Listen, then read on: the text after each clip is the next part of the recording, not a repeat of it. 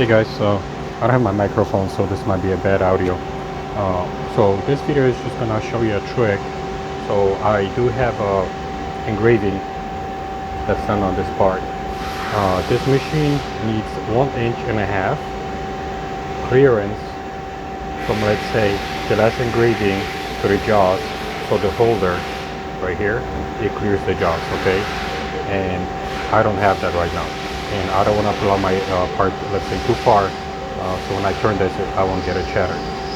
So the trick is to align your jaws. Okay, bring your tool as close as possible. And I do have a holder and extension, so I'm engraving with the center carbide center drill. Okay.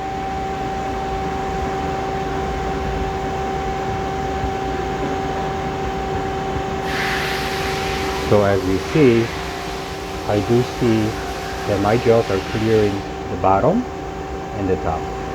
This is the center. So even if the holder is gonna get somewhere here, I still have plenty of clearance. And always be careful when you do a first piece. Okay?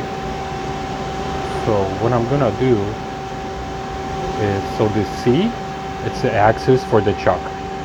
So right now, let's say I want this C to be a 0, so when the engraving is going to come down, the jaws are going to be right exactly over here. So we're going to back this up, and remember, usually first thing in the morning, sometimes when you press C and lock, the jaws will turn. So always to make sure, because we have to lock the jaws to teach the machine where the C position is, just make sure you back out the tool so you don't crash into anything.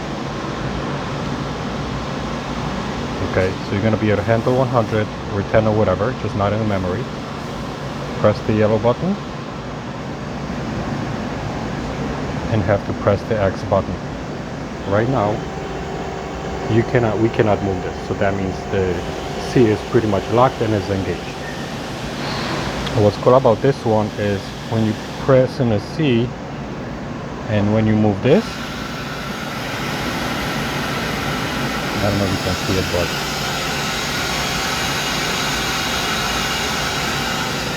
you can rotate the chuck with this handle when you're in a C and a handle, okay? So the way you pretty much do this, you go setup info.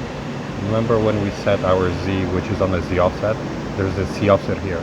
So you press here, okay? There might be nothing. There might be, if you never set it before, this is gonna be empty. So go here, press teach, just like you're setting at 0.